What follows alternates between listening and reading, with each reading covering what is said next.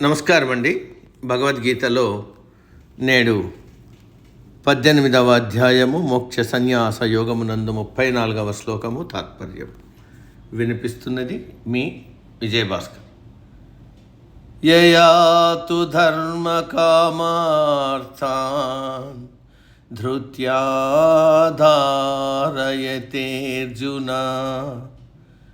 ప్రసజ్ఞేన ఫలాకాంక్షీ ధృతి సా పార్థరాజసి.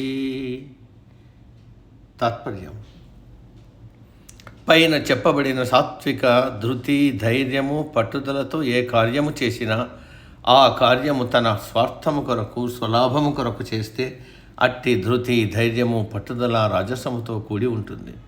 సాత్విక ధృతికి స్వార్థం జోడిస్తే, ఫలమును ఆపేక్షించి ఆ కార్యము చేస్తే రాజస ధైర్యమయ్యే అవకాశం ఉంది.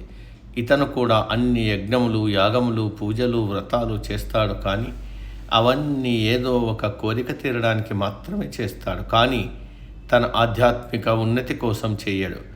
రాజస ధైర్యం ఎలాంటిదంటే ధనం సంపాదించడంలో చాలా ధైర్యంగా, పట్టుదలతో ఉండడం, కానీ ఆ ధనం సంపాదించడానికి అధర్మము, అన్యాయం కూడా ధైర్యంతో ఆచరించడం, తన కోరికలు తీర్చుకోవడంలో ధైర్యంగా వ్యవహరించడం, ఏది ఏమైనా సరే నా కోరిక తీరాలనేటట్టు తల ధైర్యం ప్రదర్శించడం చేస్తూ ఉంటాడు.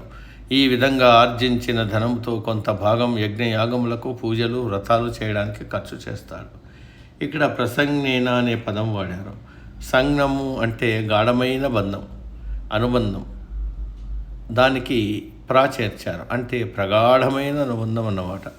ప్రాపంచిక సుఖములు పొందడంలోనూ, ఏ మార్గంలో అయినా సరే ధనం సంపాదించడంలోనూ, తనకు లాభించే ఏ పని చేయడంలో కానీ అమితమైన ధైర్యాన్ని, ఆసక్తిని, అనుబంధాన్ని ప్రదర్శించడం రాజసిక ధృతి, ధైర్యం అంటారు. నేటికి సమాప్తం. తదుపరి శ్లోకం రేపటి రోజు. సర్వే జన సుఖినో భవంతు. అందరూ బాగుండాలి, అందులో మనం ఉండాలి.